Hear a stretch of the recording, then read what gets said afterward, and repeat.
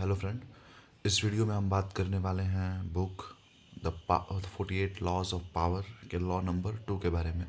और इसके अलावा भी मैं थोड़ी कुछ अपनी स्टोरी शेयर करने वाला हूँ जो इन दिनों में मेरे साथ हुआ है।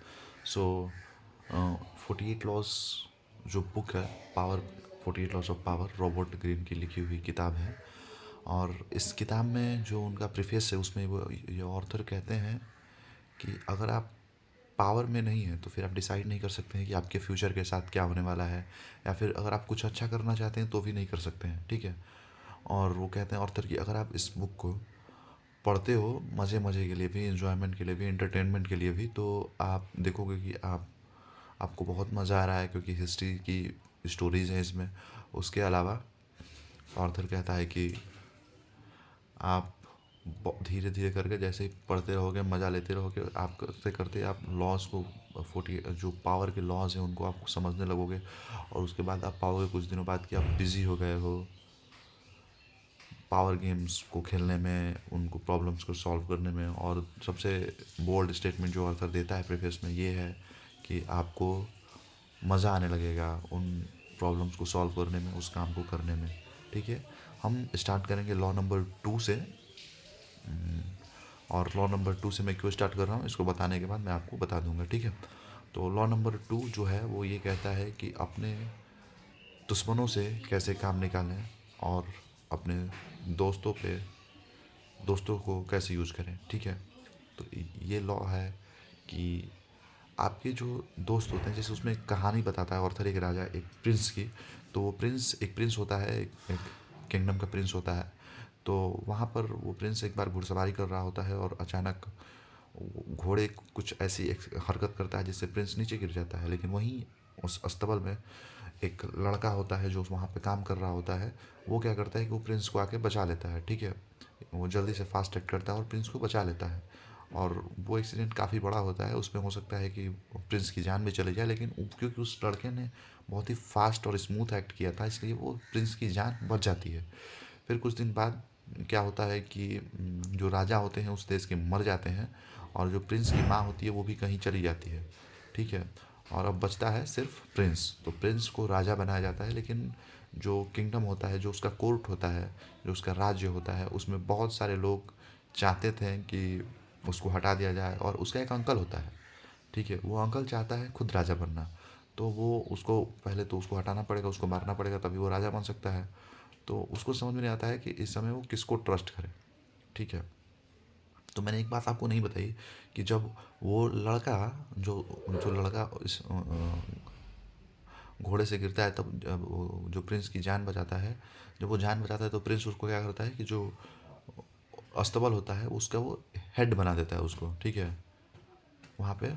और उसको बहुत सारे गिफ्ट भी देने लगता है क्योंकि उसको लगता है कि इसने तो मेरी जान बचाई है। तो जब इस समय पे जब वो राजा बन जाता है और उसको समझ में नहीं आता है कि वो किस पे भरोसा करे किस पे ना करे, क्योंकि उसका जो अपना अंकल है वो उसको मारना चाहता है। तो वो क्या करता है कि जो वो लड़का होता है उसको अपने राज्य के सबसे बढ़िया स्कूल में भेजता है, उसको शिक्षित करता है, उसका शिक्षा कंप्लीट कराता है सब अपने खर्चे से। और फिर अपने उसको कोर्ट में जगह देता है, ठीक है। लेकिन जो उसका अंकल होता है, वो जो चाचा होता है उसका, जो उसको राजा को मारना चाहता है, जो प्रिंस राजा बन चुका था उसको मारना चाहता है, तो इसको हमेशा ये डर लगा रहता होता है। तो ये क्या करता है कि उस लड़के के साथ मिल करके उससे कहता है कि उसको मार दो। और जो ये लड़का है उसको भी धीरे धीरे ये बहुत ज़्यादा पावरफुल कर, जो ये लड़का होता है इसको जो राजा जो है वो बहुत ज़्यादा धीरे धीरे करके पावरफुल कर देता है, क्योंकि ये उसका दोस्त होता है तो इसको लगता है कि धोखा देने वाला तो है नहीं, तो इसको पावरफुल करने लगता है।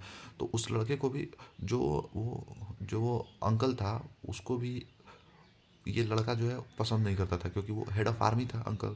तो ये चाहता था कि इसको मार करके मैं हेड ऑफ़ आर्मी बन जाऊँ। तो क्या करता है, एक दिन कहीं कुछ खेल कूद होता है तो वहीं पे वो अंकल होता है, तो ये लड़का जाता है और उसको मार देता है, ठीक है।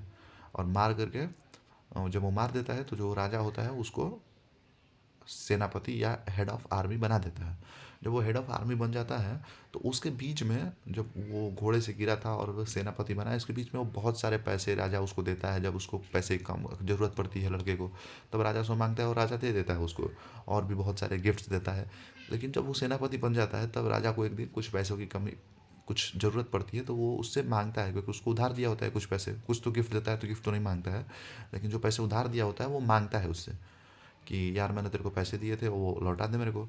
तब वो जो लड़का होता है, जो कि जब हेड ऑफ़ आर्मी बन चुका होता है, बहुत पावरफुल हो चुका होता है, वो एक लड़का नहीं होता है, वो एक सेनापति होता है और बहुत ही ज़्यादा पावरफुल बन चुका होता है।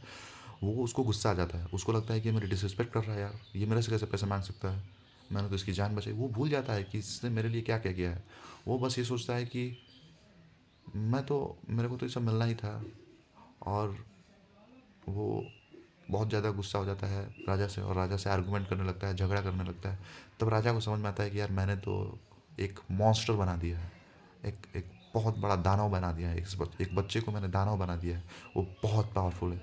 अचानक एक दिन राजा घूम रहा होता है अपने महल में, तभी कुछ सिपाही कुछ तलवार लेके हाजिर होते हैं और राजा को मार देते हैं। और उसके बाद वो जो लड़का होता है वो खुद को राजा घोषित कर देता है। तो कहता है ऑर्थर कि इस बात से, इस कहानी से हमें यही सीखना चाहिए कि हमें कभी भी अपने दोस्तों पे बहुत ज़्यादा अंधा विश्वास नहीं करना चाहिए, बल्कि किसी पर भी अंधा विश्वास नहीं करना चाहिए। और हमें खास करके अपने दोस्तों से सावधान भी रहना चाहिए, क्योंकि वो जो होते हैं, वो दोस्त जो होते हैं वो जल्दी जेलस होते हैं आपसे, आपके अचीवमेंट से, और एनवी होते हैं, उनको जलन होती है आपकी सफलताओं से। इसलिए दोस्त बहुत जल्दी दुश्मन भी बन सकते हैं। इसलिए दोस्तों पे पूर्ण विश्वास नहीं करिए, काम और दोस्ती अलग अलग रखिए, ठीक है। और अब आते हैं कि दुश्मन को कैसे यूज़ करना चाहिए, इस बात को कैसे ऑथर बताता है। तो चाइना की कहानी बताता है। चाइना में एक डायनेस्टी, चाइना में एक राजा होते हैं, वो मर जाते हैं। उसके बाद होता है वहाँ पे एक परंपरा चल देती है कि जनरल जो होते हैं आर्मी के, वो उठते थे और राजा को मार देते थे और फिर खुद राजा बन जाते थे। फिर उसके आर्मी के जनरल उसको मार देते थे और फिर राजा बन जाते थे। ये जो प्रोसेस है वो बहुत लंबे समय तक चलता है, ठीक है। उसके बाद से क्या होता है कि हम्म, एक नया जनरल होता है, वो मार देता है और राजा बन जाता है। तो वो क्या करता है, वो अपने जनरल्स को नहीं मारता है, ठीक है। वो क्या करता है कि एक पार्टी देता है और जितने भी उसके पावरफुल जनरल्स होते हैं उनको बुलाता है, और बुलाता है पार्टी में, पूरा शराब पिलाता है, नशे में धुत कर देता है। फिर अपने गार्ड्स को बुला लेता है और बोलता है, देखो मेरे को पता है कि तुम लोग मुझे मार दोगे, तुम लोग पावर में हो सकता है कि तुम मुझे ना मारो, लेकिन मुझे ऐसा लगता है कि तुम लोग मुझे मार दोगे, ठीक है, मुझे डर है। तो उसके जनरल्स बोलते हैं, नहीं नहीं है सर, मैं हम आपके बहुत सिंसियर फॉलोअर्स हैं, हम ऐसा नहीं करेंगे, हम आपके सर्वेंट्स। लेकिन कहता है वो कि राजा कहता है, नहीं मेरे को विश्वास नहीं है, हो सकता है तुम जो कह रहे हो सही हो, लेकिन मेरे को विश्वास नहीं है, तुम लोग हो सकता है कि मार भी सकते हो मेरे को। तो मैं ये कल तुमको कोई पैसा दे, कुछ कोई लालच है, तो तुम हो सकता है कि इन्फ्लुएंस में आवाज़ ना हो।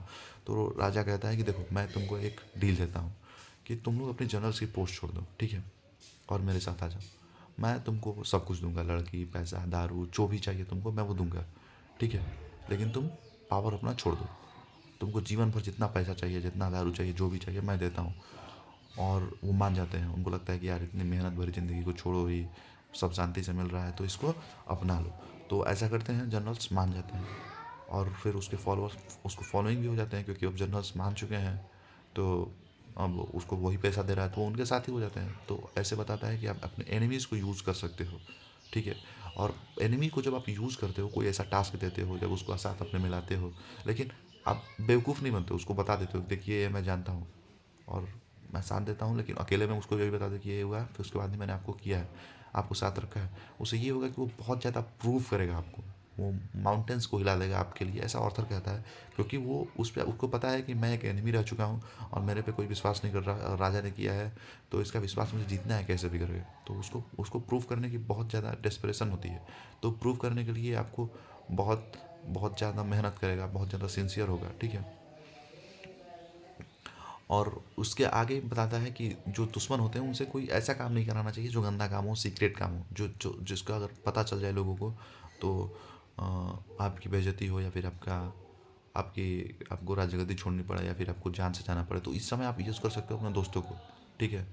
और अगर मान लो कि काम हो गया तो ठीक है, अगर नहीं हुआ, अगर हल्ला हुआ, तो आप उन पे ब्लेम भी डाल सकते हो कि आप इन्होंने किया है।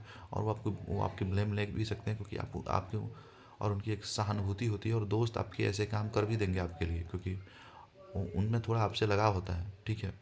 उस समय उनको यूज़ कर सकते हो आप। और कहता है कि अब जब ऐसा होगा तो अगर आप पकड़ा भी गए तो आप अपने दोस्त को एक कुर्बान कर सकते हैं, ये बेटर है खुद को कुर्बान करने से। तो ये एक 48 लॉस ऑफ पावर की लॉ नंबर 2 की समरी है जो मैंने आपको बताई है। हो सकता है कि ये थोड़ी-सी डेविलिश लगे, ऐसा लगे कि ये घिनौना काम है, लेकिन जो है ये है, मैंने आपको बताने की कोशिश की जितना मुझे समझ में आया। हो सकता है कि मैं गारंटी ले रहा हूँ कि मैंने उतने अच्छे से नहीं बताया जितने अच्छे से बुक में एक्सप्लेन किया गया है। लेकिन फिर भी मैंने कोशिश किया कि आपको जितना मेरे को समझ में आया, जितना मैं बता सकूँ अभी बताऊँ।